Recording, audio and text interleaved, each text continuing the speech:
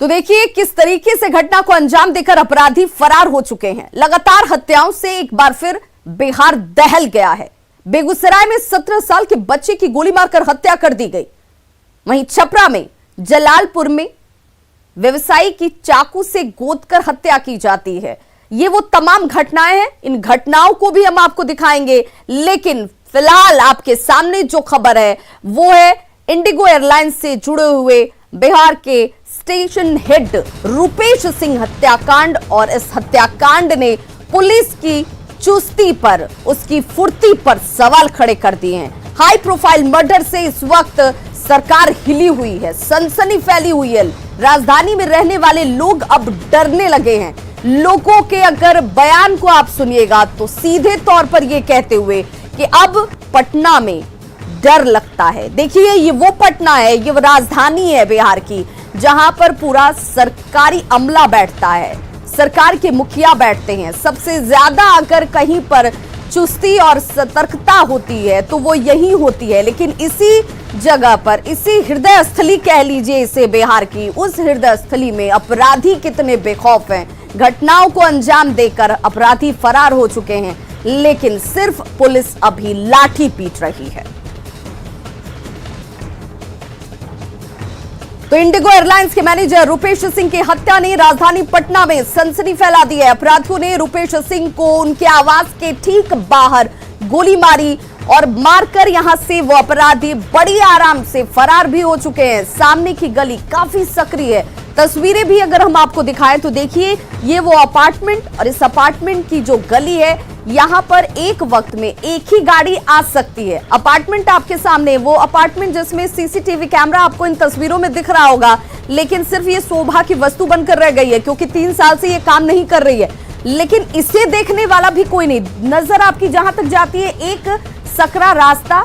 एक वक्त में यहां पर अगर 4 व्हीलर गाड़ी जो है, 4 चक्का वाहन अगर घुसता है तो सिर्फ एक ही घुस सकता है। और वैसी गली में अपराधी जो हैं वो घटना को अंजाम देकर फरार हो जाते हैं, लेकिन किसी को कोई जानकारी नहीं है, कोई प्रत्यक्षदर्शी नहीं है, किसी ने कुछ नहीं देखा।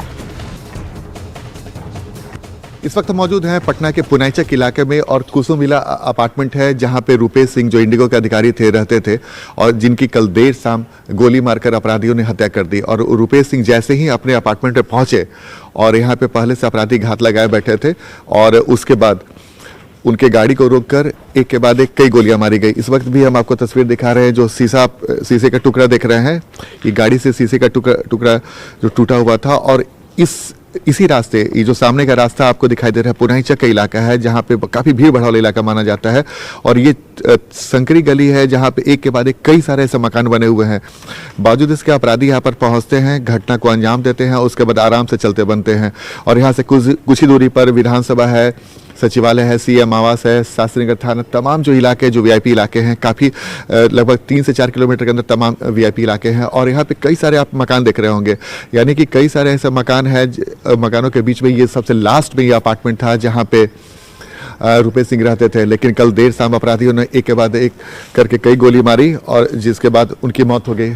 अच्छा मनोज जी, कैसे शख्सियत थे, कैसे इंसान थे रुपेश सिंह? आदमी बहुत अच्छा थे सर, ज़्यादा अथी नहीं थे, बस आते थे, बस ड्यूटी जाते थे, इतना ही था। बहुत अच्छा आदमी थे सर, बहुत अच्छा आदमी थे, गरीब आदमी को भलाई जहाँ तक कर देते सर। अच्छा विकास जी, ये जब घटना हुआ तो उस समय आप लोग यही थे क्या? नहीं, हम लोग थे नहीं, लेकिन जब घटना घटी उसके बाद हम लोग को पता चला, तब नीचे आया तो फिर वो लोग हॉस्पिटल लेके गए थे। अच्छा, तो ये काफी संकरा इलाका है, मतलब यहाँ से तो आगे तो रोड बंद हो जाता है, इसके बाद ब्लॉक है, इसके बाद कुछ नहीं है। हाँ, इसका मतलब कि अपराधी कोई जान बचा के हुए काफी, मतलब पहले से वॉच कर रहा होगा हर चीज। ऐसा तो लग रहा है कि बहुत प्लान वे में ही कुछ ये घटना घटा है। हाँ। प्लान वे में ही किया गया, क्योंकि आगे कोई रास्ता भी नहीं है, बहुत कंजेस्टेड रास्ता भी है, और कितनी बड़ी साहस है कि मार के फिर वापस जाना। बिल्कुल। और कैसे इंसान थे? बहुत ही जॉली मूड के, बहुत ही खुशमिजाज इंसान थे। हम लोग तो पड़ोसी ही हैं उनके, तो अच्छी तरीके से जानते हैं उनको। अच्छा, ये सीसीटीवी काम नहीं करता है क्या? नहीं, अभी फिलहाल खराब है वो। तो देखिए, इस अपार्टमेंट पे जो सीसीटीवी लगा हुआ है कैमरा, वो फिलहाल काम नहीं कर रहा है। तो ये भी हैरानी होती है। लेकिन जिस अपार्टमेंट की तस्वीर आपको हम दिखा रहे हैं, और जो जैसे कि हैं इस अपार्टमेंट में रहने वाले लोग बता रहे हैं कि ये रोड यहाँ पे बंद हो जाता है, और इस रास्ते से अपराधियों ने घटना को अंजाम दिया, और घटना को अंजाम देकर आसानी से चलते बने। और अगल बगल कई सारे ऐसे मकान बने हुए हैं और शायद हमें जानकारी मिल रही है कि इसी रोड में आने के बाद 2 मकान ऐसे हैं जहां पे सीसीटीवी कैमरे लगे हुए हैं। तो पुलिस शायद उसी सीसीटीवी कैमरे के फुटेज को तलाशने की कोशिश कर रही है और जानने की कोशिश कर रही है कि किन अपराधियों ने घटना को अंजाम दिया। लेकिन हम एक बार फिर से आपको तस्वीर दिखा रहे हैं जिस अपार्टमेंट में रहते थे रूपेश सिंह, और यहाँ पे उनके गाड़ी को रोककर उन पे गोलियां बरसाई गई और आराम से इसी रास्ते, जो सामने का रास्ता आप देख रहे हैं, जो पुनाई चक का इलाका है, जहाँ पे कुछ ही किलोमीटर की दूरी पर तमाम वीआईपी इलाके भी हैं, बावजूद इसके घटना को अंजाम देकर अपराधी यहाँ से चलते बने। तो जाहिर सी बात है, पटना पुलिस के सामने बड़ी चुनौती है कि एक इंडिगो के अधिकारी की हत्या हो जाती है और अपराधी घटना को अंजाम देकर आसानी से चले जाते हैं। तो जाहिर सी बात है, राजधानी पटना के लोग भी दहशत में है इस घटना के बाद। कैमरामैन सुबोध के साथ आनंद अमृतराज, न्यूज 18 नेटवर्क, पटना। और चलिए अपने सहयोगी आनंद अमृतराज का ही रुख कर लेते हैं। इस वक्त हमारे साथ लाइव जुड़ गए हैं राजधानी पटना से, उस पटना से जिस पटना में अब लोगों को डर लगता है, जहां पर सरकार बैठती है, जहां पर तमाम पुलिस के आला अधिकारी बैठते हैं। आनंद, कैसे माने कि 15 साल बनाम 15 साल के जिस वादे पर चुनाव लड़ा जाता है, जीत हासिल होती है, सरकार में आप मौजूद हैं, वो 15 साल लोगों को सुकून देने वाले रहे, और अब भी क्यों लोग अब ये कह रहे हैं कि डर लगता है पटना में? अब देखिए, ये तो बेहद हैरानी की बात है विभाग की। अगर पटना के लोग ये बोले कि राजधानी में रहने में डर लगता है, तो आप समझ सकते हैं कि लॉ एंड ऑर्डर की स्थिति क्या होगी। देखिए, हमारे साथ जेडीयू के वरिष्ठ नेता और पूर्व मंत्री हैं जय कुमार सिंह। हम इन्हीं से पूछते हैं, ईमानदारी से बोलिएगा, जिस तरीके से घटना घट रही है, घर से बाहर निकलने में डर लगता है? नहीं, देखिए, घटनाएं घट रही है और बड़ी दुखद है। और कल जो रूपेश जी का घटना हुआ है, बड़ी मर्माहत किया है, लेकिन भय की बात नहीं है। लेकिन क्राइम तो, और इस प्रकार की ऐसे लोगों के साथ घटना घट रही है जो बिल्कुल अपने बिजनेस में इन्वॉल्व हैं, नौकरी करने वाले हैं, तो ये ज़रूर है कि कानून को और सख्त होना पड़ेगा। कब होगा सख्त? आपके मुख्यमंत्री लगातार समीक्षा बैठक कर रहे हैं, हर बार समीक्षा बैठक के बाद अधिकारियों को हड़काया जाता है, अधिकारी दावा करते हैं कि सब कुछ ठीक हो गया। तो कैसे आपके बात पे भरोसा किया जाए? देखिए, मुख्यमंत्री लगातार अब इन दिनों जो घटनाएं हुई उसी को लेकर के सख्ती की है, कुछ तब्दीली भी की गई है। और मुख्यमंत्री ने स्पष्ट कहा कि भाई जहां जो अपराध होगा वही के पदाधिकारी को माना जाएगा कि आपकी लापरवाही है। तब तो लापरवाही दिख रही है। अगर पटना में दिन दहाड़े किसी की हत्या होती है, तब तो अपराधी यहाँ पे अधिकारियों को नापना होगा। नहीं, जरूर कि वहाँ देखिए किस थाने में पड़ता है, उसकी क्या है, किस प्रकार की गश्ती करती है, ये जरूर कार्रवाई होगी इसमें। अच्छा, कुमार जी, एक सवाल समझ में नहीं आ रहा है। आपके मुख्यमंत्री समीक्षा बैठक कर रहे हैं, लगातार समीक्षा बैठक कर रहे हैं, और एक के बाद एक करके कई घटनाएं घटती जा रही हैं, तो आपके बात पर, आपकी सरकार पे कैसे कोई एतबार करे? देखिए, इसके कंट्रोल में लाना होगा सरकार। आनंद जरा जय कुमार सिंह जी से पूछिए कि लाना होगा, ये तो हम कब से सुन रहे हैं, जिन्होंने अपने परिवारजनों को खो दिया है वो भी सुन रहे हैं, लेकिन अपराधियों के ऊपर इनके इस लाने होंगे का दबाव नहीं दिखता है। जो सोच है बिल्कुल। अच्छा जय कुमार जी, बताइए, कब तक? अब बार बार हर बार आप यही कहते हैं, आपकी जब दरभंगा में घटना घटी, उतनी बड़ी लूट की, तो सरकार बोला है कि हम पूरी मुस्तैदी से काम करेंगे। पटना में घटना घटती है तो अब फिर आप कह रहे हैं कि हम करेंगे, कब तक करेंगे? देखिए, सरकार में ऐसा नहीं है कोई कानून काम नहीं कर रही, कानून बिल्कुल काम कर रहा है। अपराधी बचते नहीं हैं हमारे यहाँ। तो अपराधी करते क्यों हैं? जरा जय कुमार सिंह जी को रोकिए, आप बने रहिए, हम जरा वो बयान भी सुना दे जिस पर अब विपक्ष को पूरा मौका मिल गया है सवाल खड़े करने का, सरकार को कटघरे में खड़ा करने का। विपक्ष क्या कह रहा है, जरा वो सुनिए। कानून व्यवस्था पर रोज मीटिंग कर रहे हैं, उच्च स्तरीय बैठक हो रही है, और जब जब ये उच्च स्तरीय बैठक कर रहे हैं, ज्यादा लॉ एंड ऑर्डर खराब हो रहा है, हत्याएं की दौड़ चल रही है, कोई भी आम आवाम सुरक्षित नहीं है, चाहे अधिकारी हो, पदाधिकारी हो, चाहे वो नेता हो, चाहे कार्यकर्ता हो, सब लोगों का जान सांसत में है। और ये सरकार कानून व्यवस्था कंट्रोल करने में नाकाम रही है, इसलिए सरकार को बने रहने का कोई अधिकार नहीं है और जनता के साथ छल हो रहा है, क्योंकि ये कुर्सी बचाने के फेरे में ये लोग कानून व्यवस्था को चौपट किए हुए हैं और अपने चहेते अधिकारियों को शहर में रखने की आदत सी हो गई है। अच्छे पदाधिकारी को सीबीआई से लेकर और सीआईडी से लेकर सारे जगहों में पदस्थापित किया जा रहा है, और जो भ्रष्ट पदाधिकारी हैं जो अपराधियों से मेल रखते हैं, उनको पटना और आसपास इलाकों में इनका सबसे संबंध था, पॉलिटिकल वे भी था, पॉलिटिकल लड़ाई, पॉलिटिकल लोगों से इनकी काफी अच्छे संबंध थे। और मुझे लगता है कि कोई कॉन्वेंस तो है, कोई छोटा अपराध तो ये नहीं, किसी छुटभैया अपराधी आके गोली मार दिया ऐसा कुछ नहीं है। कोई भी मरवाना चाहता था और पूरी मारने की साजिश थी। नीतीश बाबू सब काम छोड़ दीजिए, ये कोरोना वायरस तो ये वायरस हर चीजों के अपराध और अपराधियों को मिटाने की तैयारी करे और सक्षम है बिहार की पुलिस अपराधियों को खत्म करने की। बस हाथ रोकी हुई है इन पॉलिटिशियन के द्वारा। ऐसा नहीं है कि ये पॉलिटिशियन सबको हाथ रोकता है, इसको आप समझिए। और देखिए, नीतीश कुमार से इस्तीफे की मांग कर दी है तेजस्वी यादव ने। नेता प्रतिपक्ष है, सत्ता संरक्षित अपराधियों ने पटना में एयरपोर्ट मैनेजर रुपेश सिंह की उनके आवास के बाहर गोली मारकर हत्या कर दी। वो मिलनसार और मददगार स्वभाव के धनी थे। उनकी असामयिक मृत्यु से बेहद दुखी हूं। भगवान उनकी आत्मा को शांति प्रदान करे।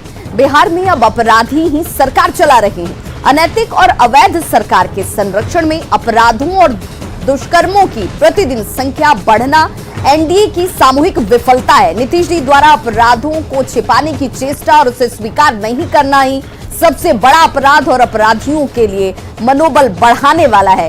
ये ट्वीट इस वक्त नेता प्रतिपक्ष तेजस्वी यादव की तरफ से, यानी कि विपक्ष पूरी तरीके से हमलावर होता हुआ। आनंद, अगर इन तमाम बयानों को हम देखें जो इस वक्त सवालों के साथ खड़े हैं, इसमें एक बहुत बड़ी बात पप्पू यादव ने कही कि सब कुछ राजनीतिक तौर पर संरक्षित होने की वजह से पुलिस भी बेबस हो जाती है। क्या इसमें सच्चाई दिखती है जय कुमार सिंह जी को?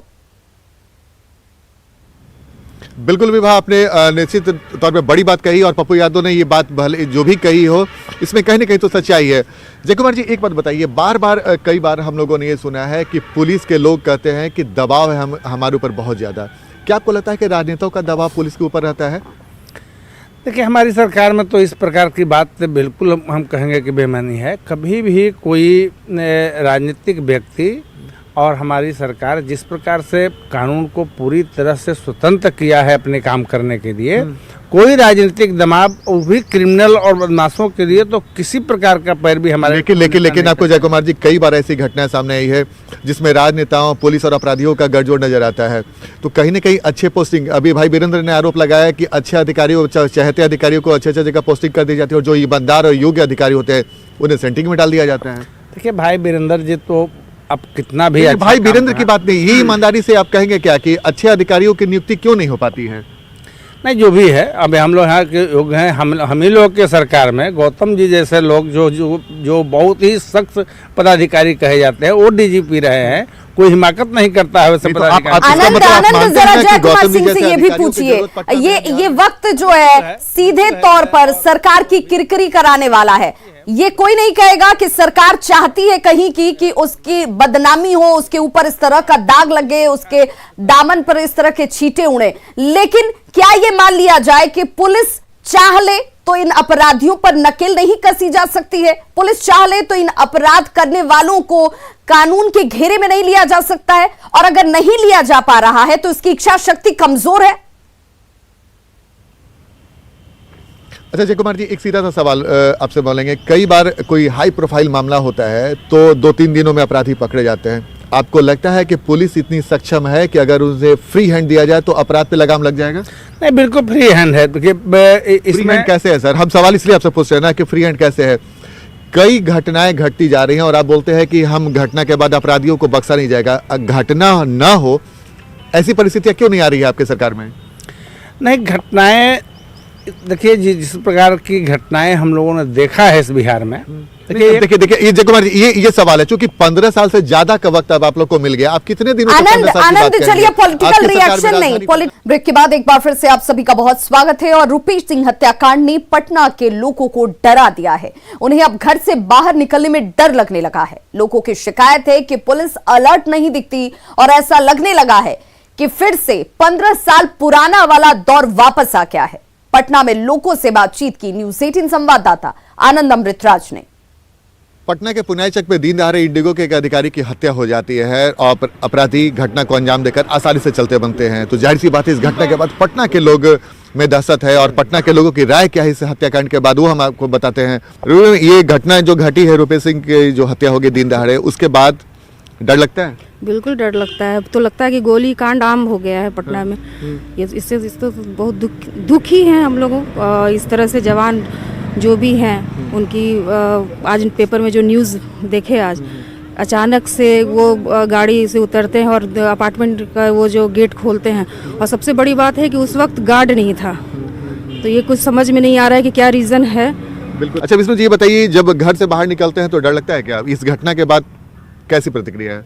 देखिए, पहले भी डर लगता था और अभी भी डर लगता है। बीच में बोला गया कि जैसे नीतीश कुमार बोलते हैं कि पहले 15 साल ऐसे हुआ और अभी ये हुआ, तो आप लाख पुल बना लीजिए, लाख रोड बना लीजिए, जब लोग रहेंगे ही नहीं तो उस पुल पे कौन चढ़ेगा? जब सुरक्षा ही नहीं रहेगा, आप कितना भी पुल है आप देख लीजिए, उस पर किसी पे भी आपका जो पुलिस लोग है, गश्ती दल जो होते हैं, कभी भी एक बार भी उस पर जाते होंगे। अच्छा मनु जी ये बताइए कि घर से बाहर अपने परिवार के साथ जब निकलते हैं तो सुरक्षित महसूस करते हैं?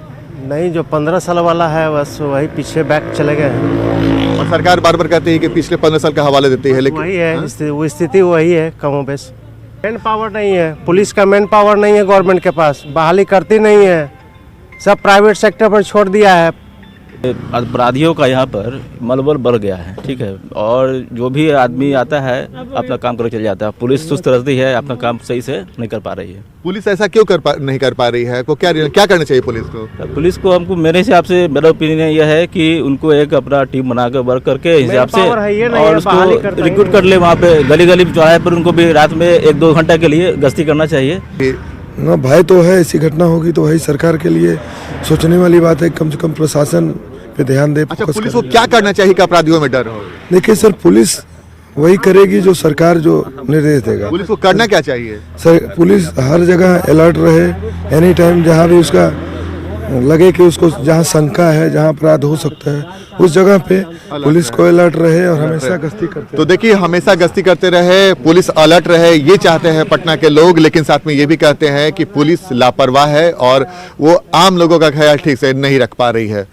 कैमरामैन सुबोध के साथ आनंद अमृतराज, न्यूज़ 18 नेटवर्क, पटना।